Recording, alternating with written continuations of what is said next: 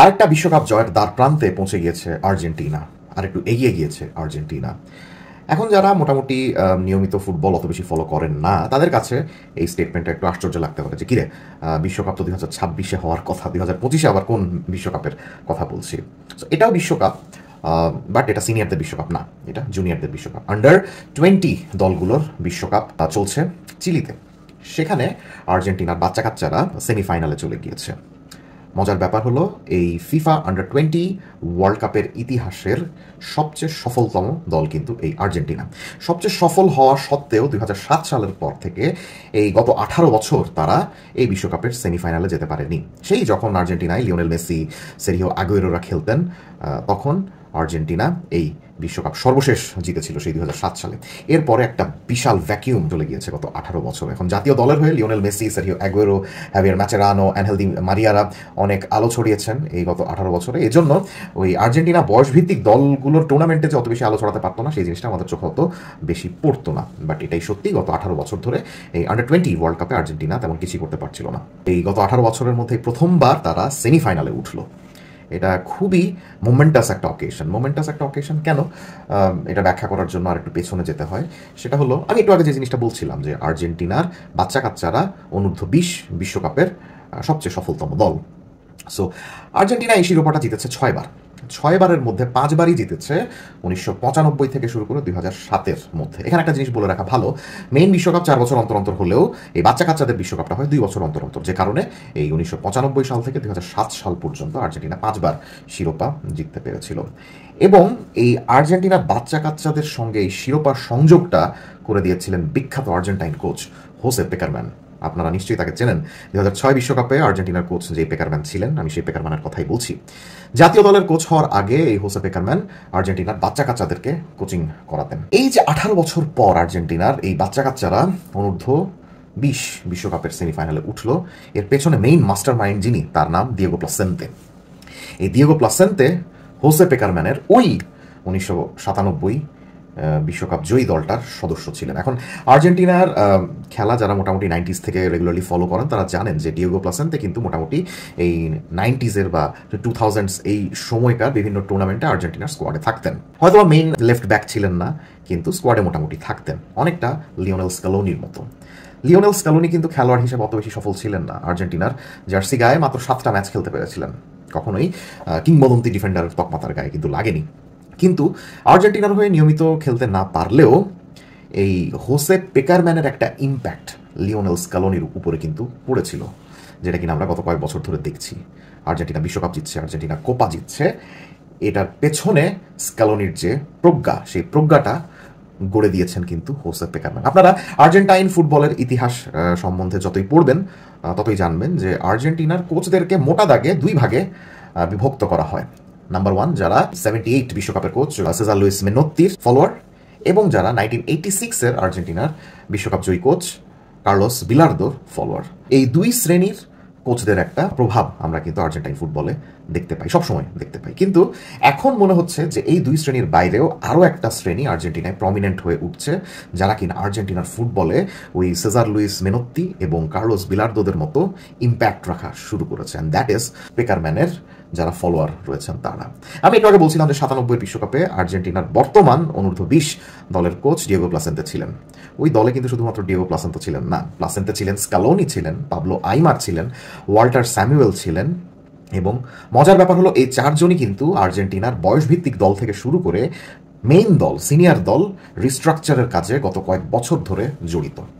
Scaloni আছেন main দলের coach হয়ে, তার সহকারীর দায়িত্বে রয়েছেন আইমার এবং ওয়াল্টার স্যামুয়েল, আর এদিকে ডিয়েগো প্লাসেন্তে একই সঙ্গে আন্ডার-20 এবং আন্ডার-17 2 দলের দায়িত্ব নিয়েছেন আর্জেন্টিনার।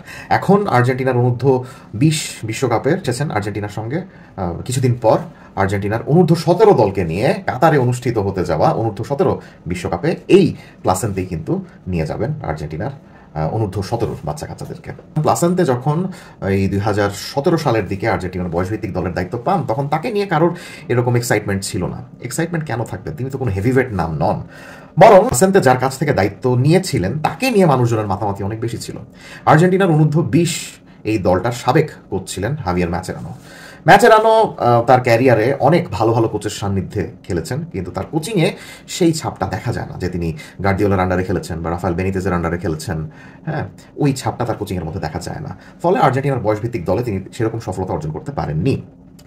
সো হাভিয়ার মাচেরানো যখন আর্জেন্টিনার বয়সভিত্তিক দলের দায়িত্ব ছেড়ে লিওনেল মেসির ইন্টার মায়ামির কোচ হয়ে চলে গেলেন, তখন প্রমোশন পেয়ে ডিয়েগো প্লাসেন্তে এই দলটার হাল ধরেন এবং এই দলটাকে তিনি এত সুন্দরভাবে সুসংবদ্ধ করে তুলেছেন, সেটার ফল তখন আমরা দেখতেই পাচ্ছি। এবং ঘুরে ফিরে ডিসকাশনটা সেদিকেই চলে যাচ্ছে, এই যে Diego Placente, Lionel Scaloni, Walter Samuel, Pablo Aimar, যারা কিনা গত কয়েক বছর ধরে আর্জেন্টিনার বয়সভিত্তিক দলগুলোকে গড়ছেন, তারা কিন্তু সেই পেকারম্যানের শিষ্য।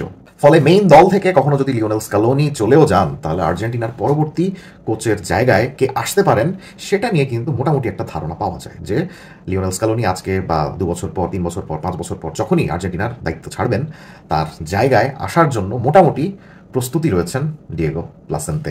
যে জিনিসটা আশ্চর্য লাগে, কারণ আজ থেকে কয়েক বছর আগেও আর্জেন্টিনার কোচকে হবেন এটা নিয়ে আসলে অনেক সংশয় থাকতে হতো। আর্জেন্টিনার বোর্ডের টাকা ছিল না, তারা ঠিকঠাক মতো ভালো কোচদেরকে বেতন দিয়ে রাখতে পারতো না, যে কারণে ডিয়েগো সিমিওনে বা মরিসিও পচেতিনোর মতো কোচেরা আর্জেন্টিনার দায়িত্ব নিতে রাজি হননি।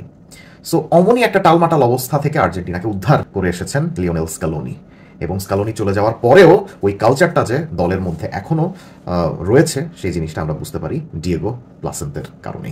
গতকাল মেক্সিকোর এগেনস্টে কোয়ার্টার ফাইনালে মাঠে নেমেছিল আর্জেন্টিনা। দুর্দান্তভাবে তারা মেক্সিকোকে দাপট দেখিয়ে 2-0 গোলের ব্যবধানে হারিয়ে দিয়েছে। ডিয়েগো প্লাসেন্তের এই দলটার সবচেয়ে বড় মজার বিষয় হলো গিয়ে দলটা খুবই ট্যাকটিক্যালি ফ্লেক্সিবল। হোসে পেকারম্যান যেভাবে প্রতিপক্ষকে ডমিনেট করে বলের পজিশন রেখে খেলতে পছন্দ করতেন, হুটহাট করে পজিশন লস্ট করতে চাইতেন না, ডিয়েগো প্লাসেন্তের ফুটবল দর্শনের মধ্যেও সেই জিনিসটা কিন্তু আমরা বুঝতে পারি। যে কারণে দেখেন আর্জেন্টিনার এই বাচ্চা কাচ্চাদের দলটার সুপারস্টার ক্লদিও এচেভেরি বা ফ্রাঙ্কো মাস্তানতুয়ানোর মতো খেলোয়াড়রা না থাকার পরেও আর্জেন্টিনার কিন্তু তেমন কোনো ক্ষতিবৃদ্ধি হয়নি, তারা কিন্তু ঠিকই সেমিফাইনালে চলে এসেছে। এবং এই যে চলে এসেছে, এটা ডিয়েগো প্লাসেন্তের ফ্যান্টাস্টিক ফুটবলীয় মস্তিষ্কের কারণেই। 4-2-3-1 ফরমেশনে দলকে খেলাচ্ছেন, কিন্তু যখন দরকার হচ্ছে ফরমেশনটাকে একটু চেঞ্জ করে 4-5-1 বা 5-4-1 ডিফেন্সিভ একটা ফরমেশনে নিয়ে আসছেন। এই ডিফেন্সিভ ফরমেশন আনার দরকার হয়েছিল মেক্সিকোর এগেনস্টে ম্যাচে। মেক্সিকোর তরুণ খেলোয়াড় জিলবার্তো মোরা, যাকে নিয়ে রিয়াল মাদ্রিদ এবং বার্সেলোনা বর্তমানে টানাটানি লাগিয়েছে, সেই জিলবার্তো মোরাকে আটকানোর জন্য প্লাসেন্তে ভেবেছিলেন যে তার ফরমেশনটাকে আরেকটু ডিফেন্সিভ করা দরকার, যে কারণে উনি 4-2-3-1 ফরমেশনে একদম স্ট্রিক্ট না থেকে ফরমেশনটাকে একটু চেঞ্জ করে 5-4-1-এ নিয়ে আসেন। এবং ওই ফরমেশনের কারণেই কিন্তু আর্জেন্টিনা খেলার দখল নিজেদের কাছে ধরে রাখে এবং ম্যাচে ইভেন্চুয়ালি জিতে যায়। আগামী 16 তারিখে কলম্বিয়ার এগেনস্টে সেমিফাইনালে নামছে ডিয়েগো প্লাসেন্তের এই দল।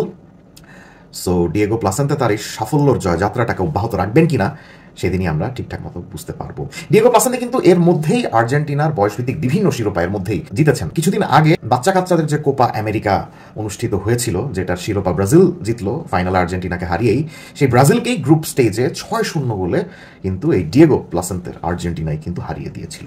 So the positive signs are there. Lionel Scaloni যদি আর্জেন্টিনার মেইন দল থেকে কখনো চলে যাওয়ার সিদ্ধান্ত নেন, তাহলে আমার মনে হয় না আর্জেন্টিনার কর্তা ব্যক্তিদেরকে খুব বেশি টেনশন করতে হবে, because Diego Placente is here. Comment সেকশনে জানিয়ে দেবেন যে আর্জেন্টিনার এই বাচ্চা কাচ্চাদের খেলা আপনাদের কাছে কেমন লাগছে। Let's have a discussion.